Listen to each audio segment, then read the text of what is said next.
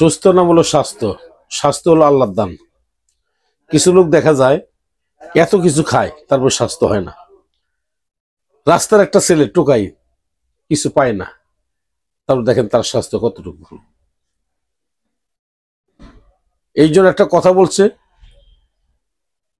যে আপনি যে কয়দিন বাইসে যাবেন, এটা হলো দুনিয়ার সুখ শান্তি। আপনি যদি এক বেলা নাও খান, তারপরে শান্তি আছে, আপনার পিন্দাটা ভালো আছে, যে আমার পিন্দার ভিতরে কোনো রোগ নাই। আর যদি পিন্দার ভিতর রোগ আইসে যায়, তাহলে দাদু আপনি কোথাও শান্তি পাবেন না। এই জন্য একটা কথা মনে রাখবেন, এই দেহের ভিতর যৌন রোগগুলো যদি থাকে, এগুলো ভালো করেন। এগুলো যদি ভালো না করেন, তাহলে দেখবেন আপনার আগামীতে আপনার জন্য খুবই কষ্টকর হয়ে যাবে। এই যৌন রোগ এমন একটা রোগ, এই রোগ থেকে মানুষের সংসার নষ্ট হয়ে যায়, সংসারের ভিতরে একটা দ্বন্দ্ব সৃষ্টি হয়, স্বামী স্ত্রীর ভিতরে মিল মহব্বত থাকে না। লাস্টে দেখবেন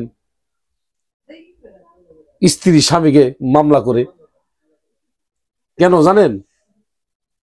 এই একমাত্র যৌন সমস্যার জন্য।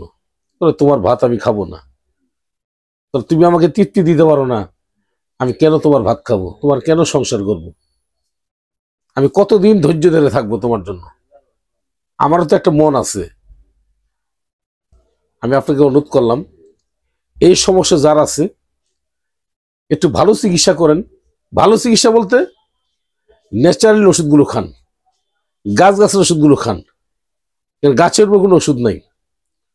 জামালপুর রেল স্টেশন, আমি মোহাম্মদ বেলাল কবিরাজ। একটু আমার সাথে একটু যোগাযোগ করেন, একটু পরামর্শ নেন।